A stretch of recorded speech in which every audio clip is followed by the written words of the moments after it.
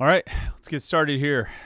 It's Saturday night fever here after the Pitt game. And it's a Panther-Lair show, live show, where we're going to react to the Pitt game. We like to fire up the live stream machine here on YouTube, live stream dream machine, and talk about the game that we just saw. We started doing this earlier in the season and had some fun talking after some of these games with people. It's nice to have people tune in here on youtube.com/Panther-Lair.com and talk about this game and share some thoughts and share some reactions and have a little conversation. And it certainly was more lively after some of the losses. You know, after the Boston College loss was certainly lively. Somebody told me we did one after the NC State game. I don't remember that, but it was definitely lively after Miami. It was definitely lively after Notre Dame. Not as lively after the Florida State game.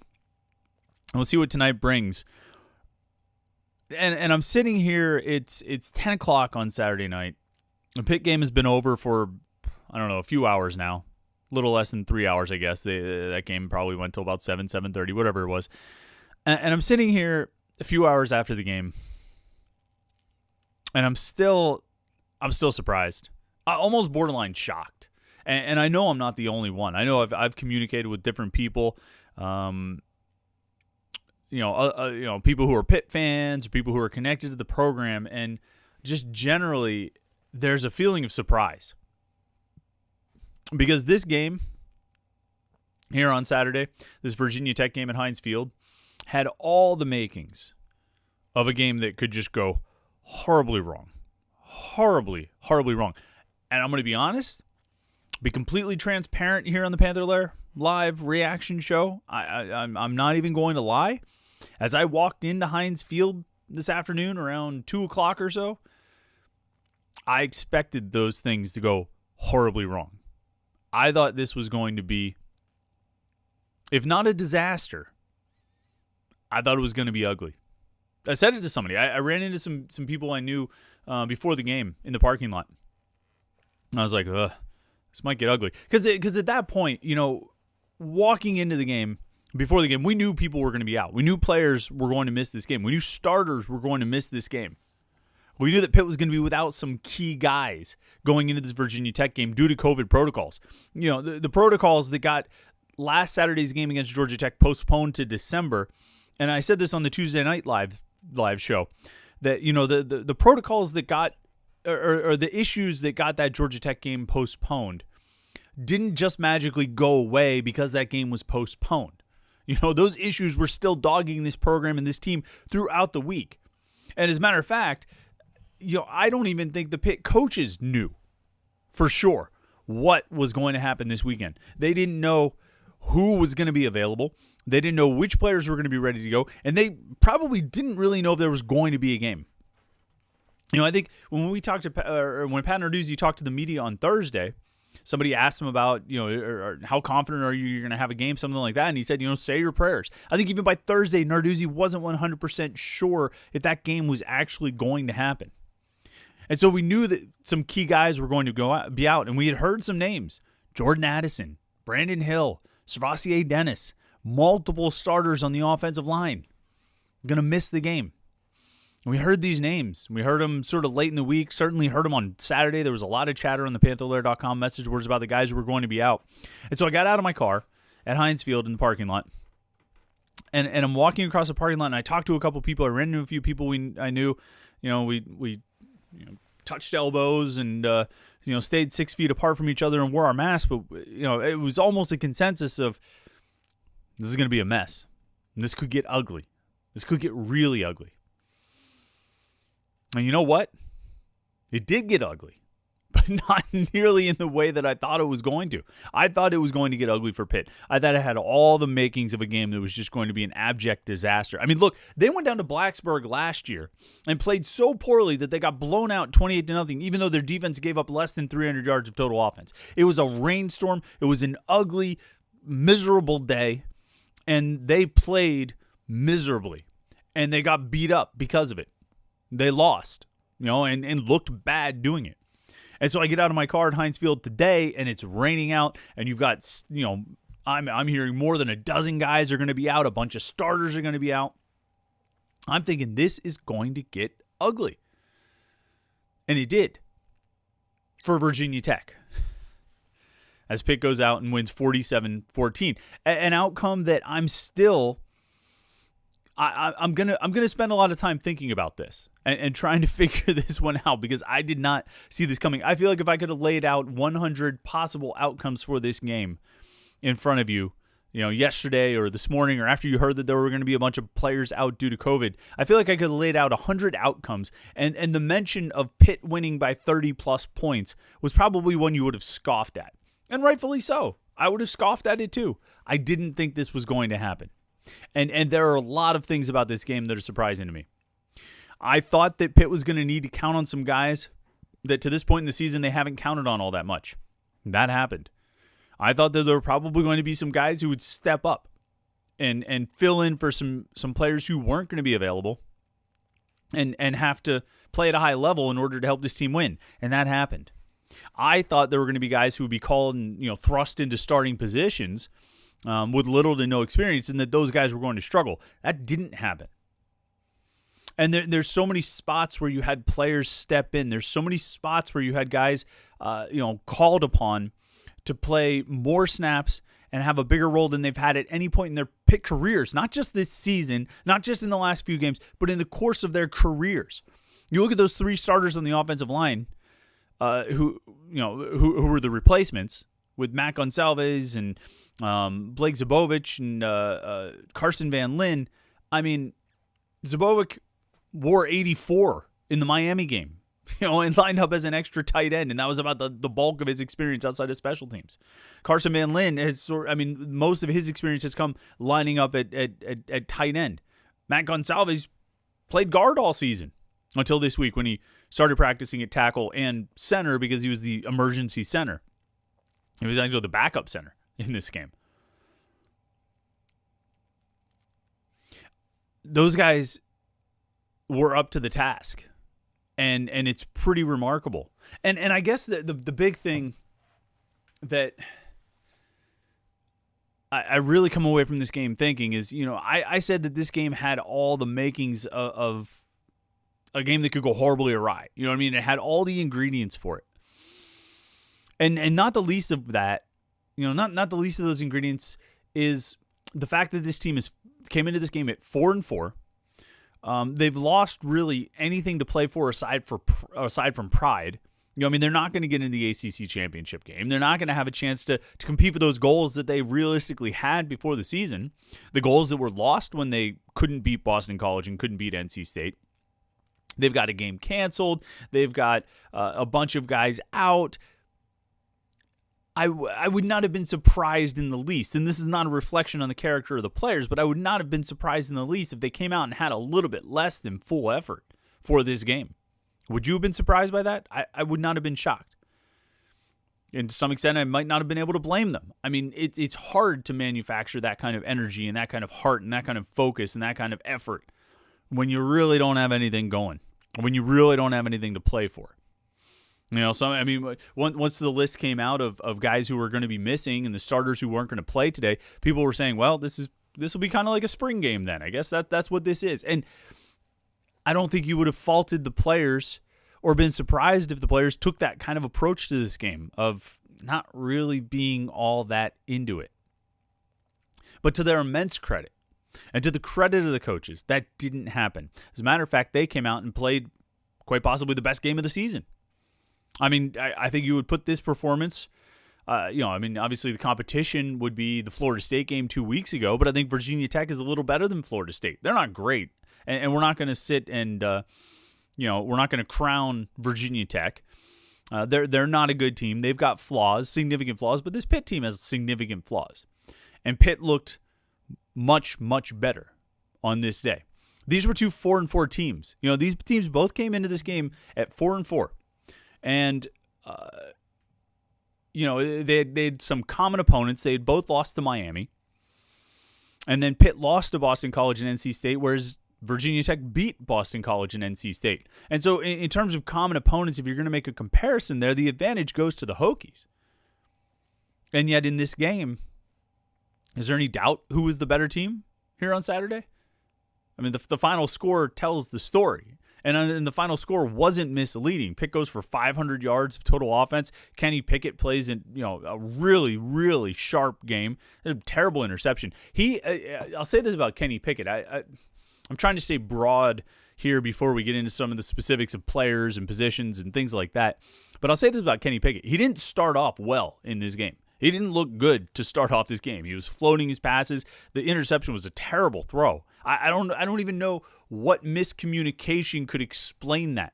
Like, where did you think the receiver was going to go? Because you threw it right to the defensive back. And he wasn't playing well. But he locked in.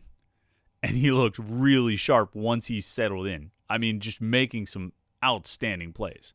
And throwing the ball really well, reading the defense as well, finding the open receivers. And he was willing to take what the defense gave him. And maybe that's one of the big things about this game today. When you look at Pitt's drives, they have 11-play drive, 9-play drive, 8-play drive, 8-play drive, 8-play drive, 13-play drive, 13-play drive. They marched down the field a lot. They moved down the field and they didn't really have too many big plays. I mean, they obviously had the 64-yard touchdown pass to DJ Turner, but they didn't pick up in big chunks. Every now and then they'd get 12 or 15 yards, but they really were sort of going 7, 8, 9 yards at a clip and just rolling down the field like that. And that's not we always talk about stretching the field vertically. We always talk about trying to push the ball down the field. Well, that's not a bad way to build to run an offense if you can. And as a result, they end up, beating Virginia Tech in the time of possession by, almost 12 minutes it worked out to. It was just a really impressive effort overall. And I think Kenny Pickett led the charge there. He played really well. The offensive line blocked really well for him. Obviously, we got the picture of DJ Turner up on the screen right there. He had an outstanding game, 15 catches, one shy of tying the Pitt record for single-game receptions. This guy, DJ Turner, anytime Jordan Addison is out, DJ Turner shows up. He had a huge game against NC State after Jordan Addison got hurt. And now with Addison out for this game against Virginia Tech, he goes for 15 catches, 180 yards, and a touchdown. And who knows how many broken tackles. I mean, Virginia Tech just didn't want to tackle him. And again, that's something that you're going to look at and you say, well, Virginia Tech stinks in that regard. And they do. I mean, most defensive backs are probably going to make those tackles on DJ Turner. But Virginia Tech didn't today, and Pitt was able to take advantage. And, time and time again, we've seen this Pitt team, particularly on offense, unable to take advantage of a defense's or an opponent's weaknesses or vulnerabilities or opportunities that the opponent gives them. Well, they took advantage today. They took advantage over and over and over again. And they were clearly the better team for what I think is, maybe there's not a maybe to it, their best performance of 2020. Maybe one of the best performances this offense has put up since Mark Whipple got to Pitt. They scored 40 points back-to-back games, the first time that's happened since 2016, when they scored 43 at Clemson and 56 against Duke in back-to-back weeks. They haven't done that since then, 2017, 18, 19, up until this point in the 2020 season. They finally scored 40 points in back-to-back games. And I mean, the Florida State game, you had a defensive touchdown, so that kind of influences the numbers a little bit. They also went for 500 and some yards today. It was just a really, really impressive performance. Before we start getting into the comments and questions and your reactions, I guess that's the last thing I would say is that this whole team was clicking. And they each had their sputters. The offense settled for field goals on its first couple drives. They got down into the red zone and it's like 9-0 when it should have been at worst 17-0. They get in the red zone twice on 2 out of their first 3 drives, I think it is. I had the drive chart up here. 2 out of their first 4. The first drive, they go all the way down to the 4, and they have to kick a field goal. Their fourth drive, they get all the way inside the 15, and they have to kick a field goal. And I really wondered if that was going to come back and bite them. But they rounded into form, got a field goal again on their next drive, and then punted, and then they scored 5 touchdowns on their final 7 drives. Starting, in the second quarter, in the final 5.5 minutes of the second quarter and going all the way through the end of the game. They rounded in form, played really well. Defense, I think, was really stout throughout the game.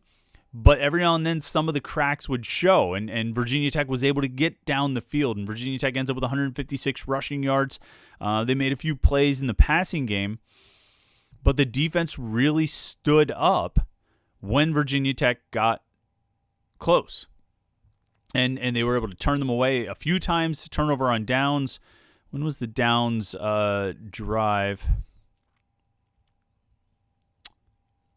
A couple times. They had a turnover on downs at the 1, and a turnover on downs at the 20, and then a turnover on downs before that at the Pitt 41.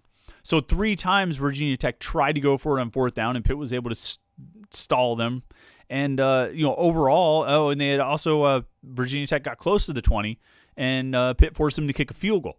So the defense, they would give up plays every now and then, and you would look at it and say, oh, no, Virginia Tech, they're getting their running game going. Look out. This is trouble for Pitt. If Pitt can't stop the run, they're going to be in trouble. But then they got their stuff together and figured it out, slowed them down, and stopped them. And played a really strong game overall. A couple of turnovers, and like I say, just a really strong defensive performance against Virginia Tech. And then in special teams, Alex Kessman goes 4 for 4 on field goals, kicked 2 50-yard field goals. He now has 12 50-plus field goals in his career. He was outstanding, and those 2 50-yarders, the 52 and the 53, they just got over the crossbar, but it went far enough to count. Kirk Christodoulou, I didn't think had a great game punting, but the way Kessman was kicking, that was key, and the way the defense was playing, they could, you always want to win that field position battle. You always want to, get yardage by pinning the team back with the punts, but the defense was playing well enough that they were able to make it up when Christodoulou left a few of those punts kind of short. So, that's one of the big things that really stands out. Is it was such a strong performance all around. The whole team just really played well, and even when they had some of their gaffes or slip-ups or mistakes, it didn't ruin them.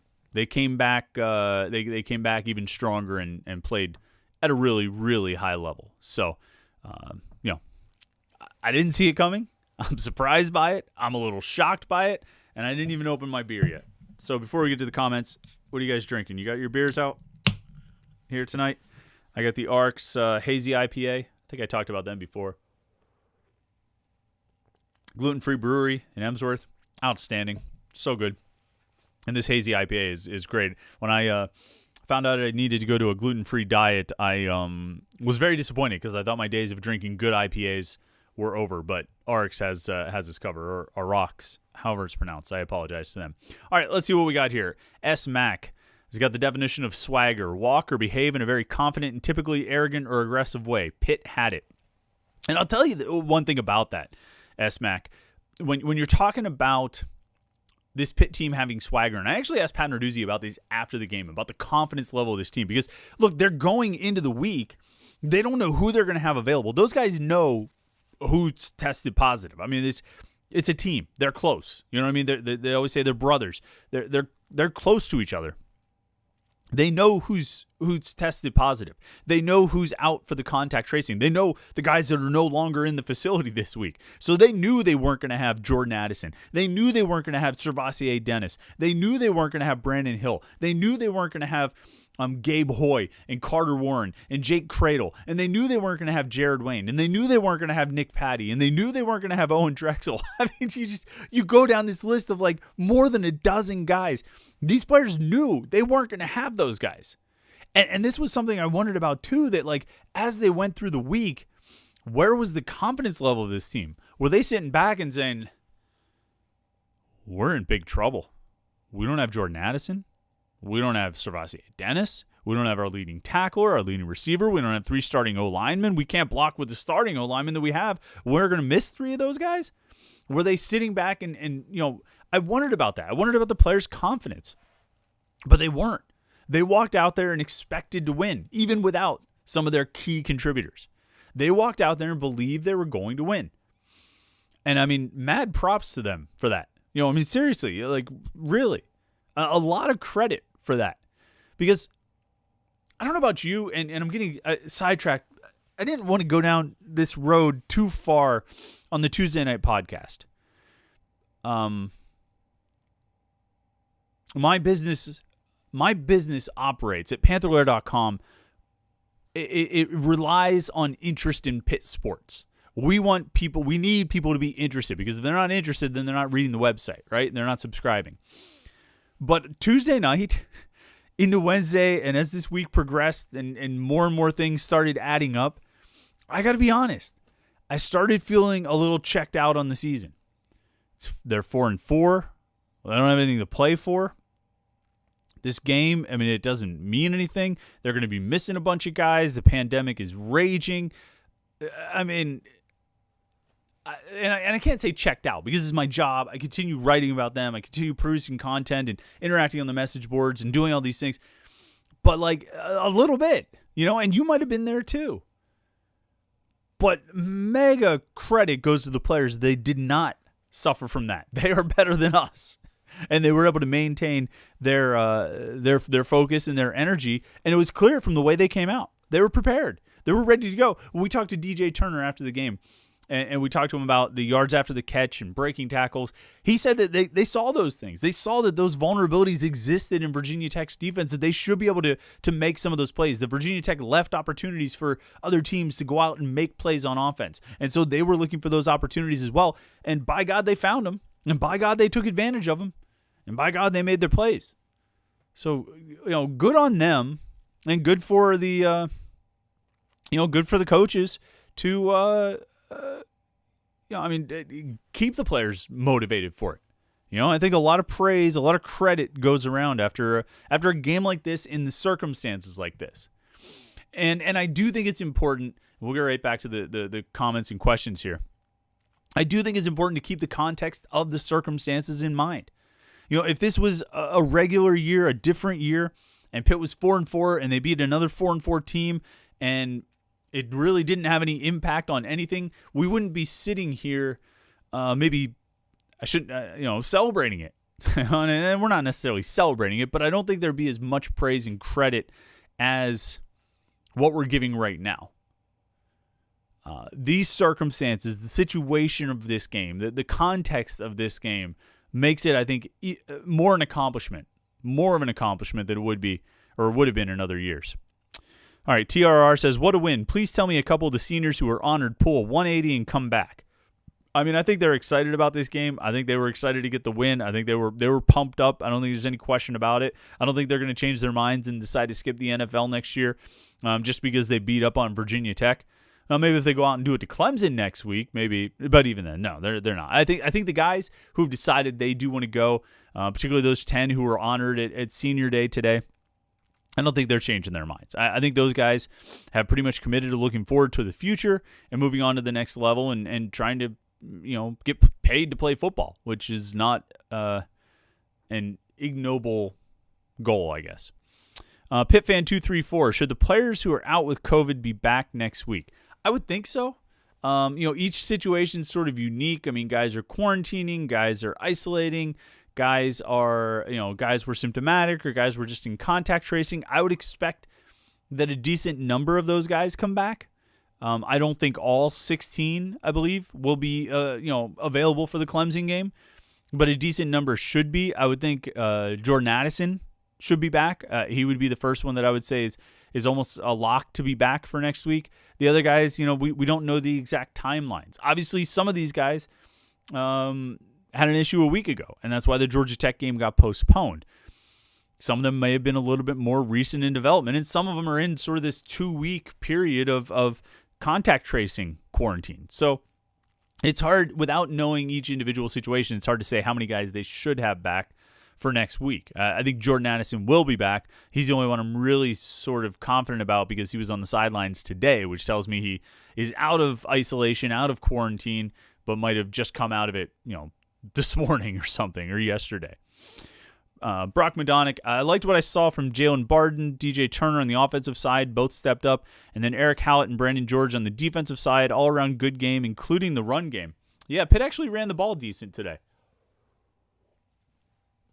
But they really picked their spots on when they ran the ball, like late in the game. think they had 15 carries for 98 yards on the final 2 drives of the game. They came out and threw the ball all over the place, which is probably what they should do because that's what they're best at. And then once they had a lead and they were trying to run the clock out, they went back to the run game, leaned on it, and used that to get home. You know what I mean? To finish it out. And so that was pretty effective. Jalen Barton and DJ Turner, though, I mean, outstanding games for both of those guys. It's tricky with Jordan Addison in the mix because I guess not all 3 of them play the same spots, but I mean, Turner and Addison kind of play the same role. Now, when you took Jared Wayne also out of the mix, Jalen Barton, I think, benefited from that, from being down another guy. And Jalen Barton is a guy that we've talked about, I think, for the past few weeks, maybe longer, maybe like a month or so, saying that he needs to get more playing time. I mean, he's got speed to burn. That's what he brings to the equation. I think his first catch was a really strong catch on the sideline. His touchdown catch was a really heads-up play. He's a good player. I mean, he's a good wide receiver with a lot of speed. Get him on the field. He can make plays for you. He showed that in the opener against Austin Peay, and then he showed that again, today when he has 5 catches for 50-some yards and a touchdown. He played really well, and I think you do need to get him involved, even if it's at the expense of maybe some older guys, at the wide receiver position. You obviously want Jordan Addison to be involved. I think you'd like to get DJ Turner involved as much as you can. Shockey Jacques Louis continues to get opportunities, and I think he's got the ability, or the potential to explode for a big play at any time. But I think Jalen Barton needs to be out there. I think he can make plays, and he's shown it. When you've given him an opportunity, when you've thrown the ball to Jalen Barton, good things have happened. Lucky Cheaper says, today's game on offense should be their identity going forward. Short and medium passes. It suits the personnel to throw a high percentage of the time. I think so too. I mean, and I think it worked really well. When I was looking at each of their scoring drives, it's a lot of 7, 8, 9-yard plays. Occasionally 12, occasionally 15, but a lot of it is just chunk. Just work your way down the field. And like I said before, I'm all about taking shots deep. I'm all about stretching the field vertically and trying to push the ball downfield. I think you should do those things, and I think you've got the players to do it. I think Taysier Mack can win those contested catches downfield. Jalen Barton's got the speed. DJ Turner can run. Shockey Jacques Louis and Jordan Addison can run and get downfield. Throw the ball to those guys. Try to stretch the field and do that. But your bread and butter, I think, of this offense is that, for lack of a better word, dink and dunk offense. And it's largely what they did today, and they got into a rhythm with it, and it was really successful. And they scored 47 points. It was a really successful approach to offense. So, yeah, I think they should probably do that a little bit more. I agree, Lucky. PitFan234, I'm thinking about quarterback room for next year. What type of athlete is Davis Bevell? What quarterback do you like best for next year? Yeah, I don't know, PitFan234. I don't know who the best option is. Bevell is a taller, more mobile quarterback than Joey Yellen. Nick Patty can run around a little bit too. And then you're bringing in Nate Yarnell, who will be a freshman, who's he's not playing, who's a senior in Texas right now, in Austin at Lake Travis High School. I thought Joey Yellen looked pretty good against Miami, and then he looked pretty bad against Notre Dame. Davis Bevell's only gotten a handful of series here and there, and he hasn't done a whole lot with them. To be quite honest, you haven't seen much from him. Nick Patty, you've seen a decent amount from, and you probably have a sense of who he is and where he's at and what he's ultimately going to be able to do for you. I think it comes down to Bevell or Yellen. I don't know who the right choice is out of those two. I really don't. I'm not sure who gives them a better chance to win. We've seen some decent things out of Joey Yellen. We haven't really seen anything out of Davis Bevell. So we probably need to see more from him before we can really make any judgments.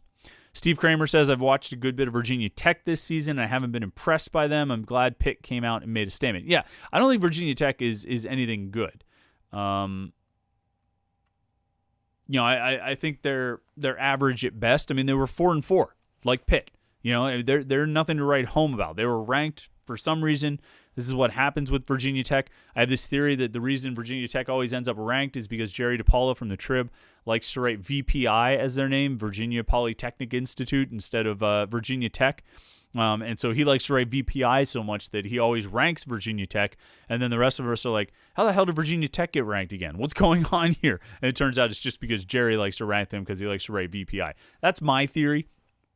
But to your point, Steve, yeah, Virginia Tech, they're not anything special. But I think they did have the potential to pose some matchup problems for Pitt. But it didn't happen. And Pitt, conversely, was able to take advantage of some matchup advantages or some matchup situations and win with the offense. And to me, that's what it really came down to, was what Pitt's offense was going to do in this game. I thought the defense could hold up against Virginia Tech, give up some plays here and there, but generally play strong. It's what they did last year. Give up less than 200 yards of offense to Virginia Tech down in Blacksburg last year. Virginia Tech won that game 28-0, but they got a defensive touchdown, and they scored their last touchdown on a 25-yard field. Because Pitt turned it over on downs trying to go for it on fourth down. And so it wasn't like they really went up and down the field on Pitt last year, and I didn't think that was going to happen this year either. I just didn't know if Pitt's offense could score enough. I was on the pregame show with Pat Bostic and Larry Richert, and we were talking about it, and they said, what do you expect? I was like, look, this game is going to be low scoring. Pitt's defense is going to have to play a perfect game, because if you make mistakes like giving up an 88-yard touchdown run to the quarterback like they did at Florida State, you make those kind of mistakes, it's going to sink you. That is going to be your undoing. You have those kind of busts because you have no margin for error if you're Pitt's defense. You just can't afford to make any of those kinds of mistakes. And I thought I was really smart saying that. I did not expect Pitt's offense to come out and score 47 points. That was not what I expected. And they had a field goal on that first drive. It was a 71-yard drive. And even that, I was surprised by. I was like, what? I did not think Pitt was going to have very many 70-yard drives in this game. And instead, they came out and had 1, 2, 3, 4, 5 70-yard drives, and then another one that was 65 yards. So they had 1, 2, 3, 4, 5, 6 drives that were 65 yards or more. I did not think they had that in them. All right, let's see here. RJCman38. First of all, big thanks to you, buddy. You came in as a super chatter. You can always you can click that $sign at the bottom. You can contribute to the podcast and support us. We really appreciate that, and we will. That makes you a super chatter. You throw a couple bucks in there and add your comment or your question. We will make sure we get to it. We will not skip any super chatter questions. So big shout out to RJCman38 for being a super chatter. Good to hear from you tonight. And he says, I'm more frustrated after the win about Pat Narduzzi because the second-string offensive line dominated a veteran Virginia Tech defensive line. What does that suggest about Narduzzi's coaching abilities? And, this has been actually a common complaint after this game. A game that Pitt won against a conference opponent by 33 points. This has been a common complaint. Well, why weren't Gonsalves and Zubovic and Van Lin playing sooner? And I get where you're coming from, but dang, they just won a game by 33 points. And your first thought is, let's find this thing I can criticize about this? They played a really good game. And you don't know what Carter Warren and Gabe Hoy and Jake Cradle would have done against Virginia Tech's defensive line. You don't know if they would have played better than the backups did. You don't know if they would have played worse than the backups did. I thought they had a pretty decent game at Florida State. Those starters, Gabe Hoy and Carter Warren and Jake Cradle. Now, I'll be the first to admit, I think Carson Van Lin should get more opportunities. I've thought that all season long. I thought that before the season. I thought there was going to be more of a competition for the right tackle job between Gabe Hoy and Carson Van Lin. And Keldrick Wilson. You want to throw him in there too. I've always thought Van Lin should get some more opportunities. I've been really high on Matt Gonsalves' future and his potential. Heard from a lot of people around Pitt that, look, this guy was really good as a freshman last year while he was redshirting, and he's got potential to be really good down the road, like NFL level good. And yeah, he looked really good tonight. And Zubovic looked great too. That doesn't mean Cradle would have looked bad. Yeah, Cradle, and Hoy and Warren and the rest of the offensive line, they've struggled a lot at points this season. Certainly when they were going against defensive lines like the one that Notre Dame has or the one that Miami has. And this was a pretty decent defensive front at Virginia Tech. I'm just not going to sit here after a 30-point win and, say, oh, why weren't they playing these guys sooner? I don't know. Coaches felt like the other guys were better options. Would Zubovic or Gonsalves or Van Lin have blocked better against Notre Dame than the guys they put out there did? Would they have blocked better against Boston College or NC State? I don't know. You didn't have, I don't know. I just have a hard time, getting too down about that. Yeah, they should throw the ball to Jalen Barton more. Absolutely. I've said that for a while now. DJ Turner probably should find some ways to get him the ball a little bit too. Maybe not at the expense of Jordan Addison, but you should try and find some ways. Should they open up the competitions at the offensive line spots? Absolutely. And if one of these guys has been better or is better in practice, then they should get the start. You want to leave Gonsalves out there at left tackle? Do it. I thought he played well. You want to leave Zubovic out there at right guard? Do it. I thought he played well. Van Lin at right tackle too. I'm just not going to get too down on the coaches after this because, to be quite honest, it just kind of makes me feel like you're looking for something to complain about. But that's just me. What can I say? Jason Martell says, gutty performance today. Lots of players stepped up, including Alex Kessman to get his points early. No one likes settling for field goals, but he made some big kicks. Absolutely did. He was really, Kessman was key. Some of those drives, the 2 out of the first 4 drives, it stalled out, and they couldn't get touchdowns. They at least relied on Kessman, and those were, I think, some of the shorter kicks. And then, of course, he nailed the 50-yard kicks because that's where he's really good from. It's the shorter ones that make you nervous. He can crush those long kicks. But yeah, I think gutty is a good word for it. Look, you have a choice, right? If you were Pitt, if you're the players, you had a choice coming into this game, and you could feel sorry about yourself and say, oh, we are just so screwed because we don't have these guys, and that guy. We don't have Addison, and we don't have Dennis. We're just not going to have a chance. But these players didn't do that. They had too much pride to do that. They didn't just lay down. They didn't give up. And kudos to them for it. Absolutely. Crosby Malkin 07 says, love blowing out Virginia Tech, especially with all the players out and after last year. Yeah, there is something about Virginia Tech. I don't know what it is. There's a history between these two programs, and I kind of wish that both programs sort of leaned into this rivalry a little bit more than they do. I don't think either program really feels that strongly about the other being a rival, but I definitely think the fan bases dislike each other. I think each fan base dislikes the other team's head coach. I was talking to some Virginia Tech people, and the Virginia Tech fans dislike Pat Narduzzi probably about as much as the Pitt fans dislike Justin Fuente. So, I think there's something there. And then, in the game itself, you saw quite a few unsportsmanlike conduct penalties in this game, and excessive celebration or whatever it is, and some pushing, some shoving, and you're going to have a little bit of that in every game. There's a little extra spice in this one. And I think, you've still got guys who played in that 2018 game, the 52-22 blowout. You've still got guys who played in last year's game, obviously, a 28-0 blowout that went the other way. And so, I think there should be a little extra juice in this series. I know, and they've played some important games over the years. Pitt beat them 3 times in a row when they were ranked, when Walt Harris was at Pitt. And then, they played again 9 years later, and Virginia Tech was ranked again, and Pitt beat them again. They've had an interesting history between these programs, and I would say as much as anybody in the ACC, Virginia Tech does feel like something of a rival for Pitt, more than Syracuse.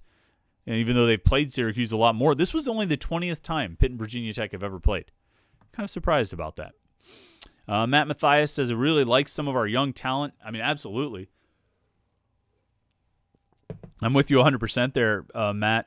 When you look at those young offensive linemen, and then you throw in, the young wide receivers of Addison and Barden, and Aiden Henningham, haven't seen a whole lot of him. There's some good young talented players, and I think the defense too. We've seen more and more of that. Coming throughout the season, we've seen some of that depth sort of be on display. You see the guys that they're going to have back next year on defense.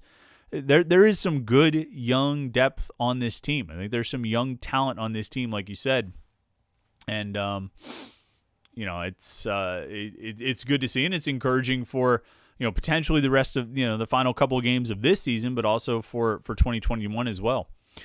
Lucky Cheaper says the new guys on the offensive line deserve much more consideration for the starting lineup. Where have they been? They looked great. Yeah, I'm going to be really interested to see if everybody's healthy, if everybody's available to play next week. I'm going to be really interested to see who lines up on the offensive line, because I think you have to give all three of those guys who played today have to get a legit shot to take one of those jobs for next week. I think you have to. Let's see. TRR says Kessman needs to come back. I mean, yeah, they could use him.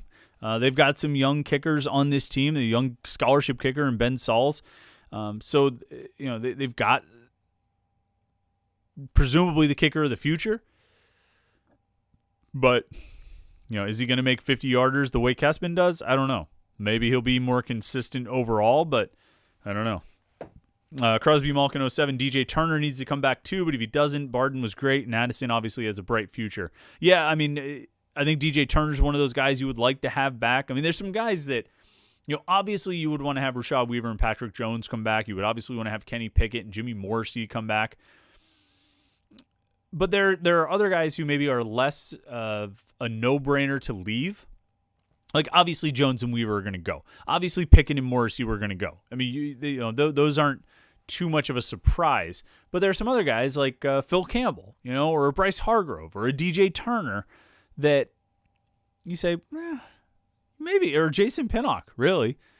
Say, you might actually help yourself if you come back. You might have a better opportunity if you come back and play another year of college football before you go off to the NFL. I don't know, but I would say that Turner's in that group. I think a few other guys are in that group, but they're deciding to move on. I mean, you can't entirely fault them. It's an opportunity to get paid, right, and move on to your professional career. Jason Martell, Barden looked really good today. Lots of promise with him. Addison, Shockey Jacques Louis, and Jared Wayne next year. Yeah, I mean, next year's wide receiving core, you've got Jared Wayne back. You've got Jordan Addison. You've got Shockey Jacques Louis. You've got Jalen Barden. Tayseer Mack has said he's going to come back. I forget what Trey Tipton said he's going to do. He might be back. And then you're bringing in some good receivers, some good young receivers, Jaden Bradley and Miles Alston. And Bradley is a bigger receiver. I'm not sure if he's going to be ready to go as a true freshman. Certainly, I don't think he's going to be ready in the way that Addison was ready to go, or maybe even Jalen Barden has been ready to go. But yeah, there's some good young receiving talent on this team. And especially, I think you've got different sort of styles of players too. Different abilities and skill sets, like Jared Wayne, who brings size. I mean, Jared Wayne's bigger than any receiver on the team, and that's a huge boost, and it rounds out the versatility of the receiving group. S-Mac, he's gonna do it. Everybody, let's drink. Fine, I'll say it. Pitt has a shot at Clemson. There we go. Look, if they block like they did today, if they catch passes the way they did today, if they play defense the way they play, sure, anything can happen. We know that. We saw it the last time Pitt went to Clemson. I'm not going to go. I'm not going to go. As far as to say that they're going to win that game, but sure, why not, man? Have some fun. Leon Moore 23 says Narduzzi does just enough to not get fired. I keep him, but next year is do or die. Yeah, I mean, this conversation has come up in the wake of this game as well. Mark Whipple. Does it change the perspective on Mark Whipple? Does it change how people feel about Mark Whipple now that this offense has put up? They put up 47 in this game. They scored 34 or whatever it was a week ago or 2 weeks ago in the Florida State game. Does it change your perspective? I mean, that's 2 games out of 22, right? You're still, you've still got a pretty considerable body of evidence about what the offense has been with Mark Whipple as a coordinator. I don't think, I don't know if one outburst against Virginia Tech is enough to save someone's job if Whipple is on the chopping block. So I don't and sort of the same thing with Narduzzi. Not that Narduzzi is on the chopping block or anything like that, but whatever your perspective was going to be on Pat Narduzzi heading into 2021, if you're a person who's in a position to make decisions at Pitt, whatever your perspective on Narduzzi was going to be heading into 2021, I don't know if there's much in these final couple games that could really change that, barring something extraordinary happening next week. Let's see. Brock Madonic, it was their senior day. You really think they weren't up for this game, including after last year's game, especially still have something to prove? No, I was talking about the players, being fired up and ready for this, and I'm giving them a lot of credit for being up for it. And look, they had plenty of reasons to be up for it. It was senior day. That's a big deal, even though you're not really playing in front of many fans. Your family might be there, but they couldn't come down on the field with you before the game or anything like that. I think, there were reasons to be up, but it would have been very easy to slip into the trap of not having a lot of energy for this game is all I think. And I think it's credit to them that they, it's a credit to them that they, came out and played like they did, I think. All right, let's see. Leon Moore, 23, new offensive coordinator and new O-line coach, and next year will be a test of what will happen with Narduzzi. Love tonight, but sick of being average. Need a year where it all comes together. Yeah, look, this game, beating up on Virginia Tech by 33 points, great. It doesn't change the Boston College and NC State games this year. It doesn't change last year's Boston College and Miami games. It doesn't change the Stanford and the North Carolina games in 2018. None of those things are going to change. All right, 2020, I already said this. The book was written that it was a disappointment, and it's going to be a disappointment. They could win these next two games. They could beat Clemson and beat Georgia Tech and be 7-4, and it would still be a disappointment because they shouldn't have lost to Boston College and NC State, and those two games would have made them 9-2. They're 5-4 right now, and you really like what they did against Virginia Tech, but they really should be 7-2. They really should be. And that's the truth, and you can't undo that. You know what I mean? You can't unwrite that part of the book. That part of the book is written. All they can do, and what they're trying to do, is prevent the season from being an abject disaster. And they beat Florida State. Losing that game would have been something of a disaster. They beat Virginia Tech. Getting beat up pretty bad at home would have been something of a disaster. So they've avoided a couple opportunities there. I don't know what's going to happen at Clemson. It's probably not going to go Pitt's way. Clemson's really good. But then they have that last chance, I guess it's on December 10th now, against Georgia Tech. They have that last chance to go out and finish, if not on a high note, then with something of a positive momentum, and for it to not be a complete disaster. So, that's what they've got going for them right now. You'd like to not be in a position where at the end of the season you're playing simply to try to not have a disaster of a year. But that's where they're at right now. So, there's not a lot they're in the situation. They made their bed, I guess is what I'm saying. Let's see here.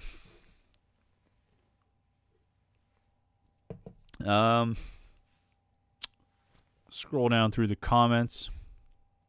See what people are saying. Pete Havern says, was this lightning in a bottle, or should we question the coach's ability to evaluate talent? That's, a lot of the same question.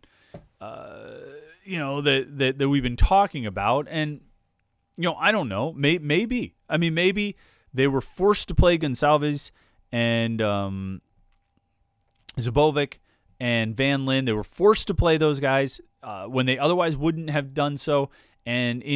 But because they were forced to do it, they got a real look at them and realized, hey, wait, we got some guys who can actually play here. This is not what we've seen out of practice. We've seen them be much better. In practice, we've seen Gabe Hoy and Carter Warren and Jake Cradle be much better than these guys. But here, we put them in a game, and they played really well. So maybe we do give them another opportunity. I don't know. Maybe the coaches come out of it feeling that way. We'll see. We'll see what it looks like next. We'll see what it looks like next week at Clemson. Not just how they perform, but also who they go with. Do they go back to Warren and Hoy and Cradle, or do they stick with the three who played this week? Let's see here.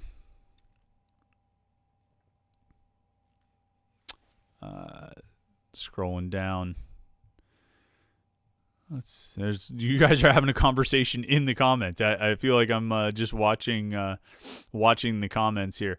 Josh Grubb says, "Is the secondary a big concern for anyone else next year?" Yes and no, Josh. So this is kind of an interesting thing that's happened because of injuries and COVID and all the different sort of adjustments they've had to make personnel-wise this season. I think the reasons for optimism about the secondary next year, there actually should be more than you may have had or may have expected to have. Because you look at it this way, they came into this season and you were going to have Jason Pinnock and Damari Mathis at corner, Damar Hamlin and Paris Ford at safety. That was going to be your starting four. And then Marquez Williams would rotate every now and then at corner. Maybe you'd get A.J. Woods out there for a few snaps, but that was about it. And then at safety, you'd have Eric Hallett as your third safety in the defensive sub package, the Delta package, which they hardly ever used at all against Virginia Tech today, I think largely because they didn't have enough safeties. But you thought you'd get Eric Hallett out there, and then every now and then you might rotate in Hallett or maybe Brandon Hill, but those guys probably wouldn't see a lot of playing time. Fast forward to now, you've got Damari Mathis out for the season with an injury. You've got Paris Ford leaving the team at midseason, and then you've got like the Florida State game, Jason Pinnock is suspended, so you get a ton more playing time for A.J. Woods. You get you find out Eric Hallett can play corner as well, so he's got versatility to go between corner and safety. And then you get Brandon Hill in there because Hill steps in for Ford. You find out what you've got there. He's getting a lot of reps now and a significant playing time and played really well at Florida State. But then he was out, so Hallett goes back. He was out for this Virginia Tech game, so Hallett goes back to safety. You get more reps there. You've got A.J. Woods working out there. You've got Marquez Williams working out there a lot. You've got Hallett and Hill working out there a lot. And you're going to get Damari Mathis back next year. So you could go into next season with your starting secondary being, let's say, Damari Mathis on one side at corner, and let's say Marquez Williams on the other side, with the understanding that A.J. Woods is going to rotate in, and Rashad Battle and Javonte Royal and those guys. But you're going to have Mathis and Williams with Woods as your number 3. And then at safety, you're going to have Eric Hallett and Brandon Hill with maybe Buddy Mack, maybe Judson Talent, or somewhere as your third. So you have to figure out your third safety. But your other two safeties played a lot this year. They really did. And your corners, two of them played a lot this year, Marquez Williams and A.J. Woods, and the other guy is going to be one of your starters. He's been one of your best corners over the last 3 years. He's played a ton over the course of his career. I think if you went back to August and said, what's the secondary going to look like in 2021, it would have been concerning. Now, because of how this whole thing has gone, I think I'm a lot more optimistic about the secondary than I was a year ago because those guys have gotten so much experience and they've looked pretty good as they've been playing too. Let's see here. Let's scroll down and see some other comments. Bobby Fitzmaurice says, "Why was Kenny Pickett in so late in the game? Why risk a re-injury?" Yeah, I don't know why Kenny Pickett continued to play throughout that game. I for the last drive of the game, I probably would have gone to Bevel or Yellen. I didn't really understand that decision. I'm kind of with you. I think that was a mistake, but that's my that's me. That's not my That's not my call, and it's not your call. But I agree with you, though. That was a questionable decision. Let's see here. Scroll down here.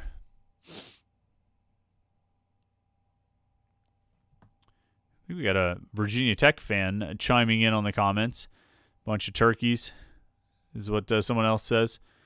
Let's see. Scroll down.